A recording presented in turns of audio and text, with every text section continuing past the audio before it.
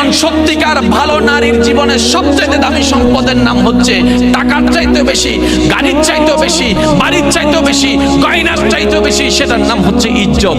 একজন মেয়ে সব দিয়ে দিতে পারে, ইজ্জত দিতে পারে না। একজন মেয়ের সবচেয়ে দামি সম্পদ হচ্ছে ইজ্জত। এবার ইসলাম বলে আমি তোমাকে ওর সামনে যেতে নিষেধ করেছি যেখানে তোমার ইজ্জতের উপর হামলা হওয়ার ভয় আছে, ওইখানেই যেতে বলেছি যেখানে তোমার নিরাপত্তা আছে, ইজ্জতের কোনো ভয় নাই। সুবহানাল্লাহ।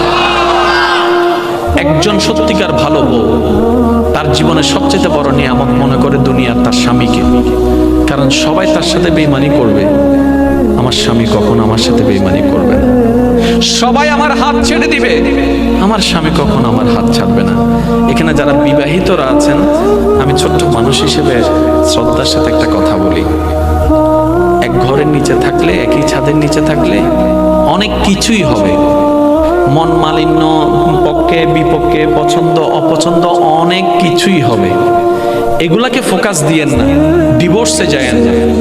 কারণ ডিভোর্স করে যেখানে যাবেন সেখানে যে মহাসুখ পাবেন এরকম কোনো গ্যারান্টি নাই। যেখানে আছেন থাকুন, আল্লাহর রহমতের আশা করুন। স্বামীর কাজ হচ্ছে স্ত্রীদেরকে মায়া প্রদর্শন করা, মহাব্বত প্রদর্শন করা, কেয়ারিং প্রদর্শন করা। আর স্ত্রীদের কাজ হচ্ছে স্বামীদেরকে ভক্তি করা, শ্রদ্ধা করা, সম্মান করা। দুইজনের পক্ষ থেকে যখন এই ইসলামের নিয়ম দুইটা চলে আসবে, অশান্তির সংসার অশান্তির হয়ে যাবে। সুবহানাল্লাহ।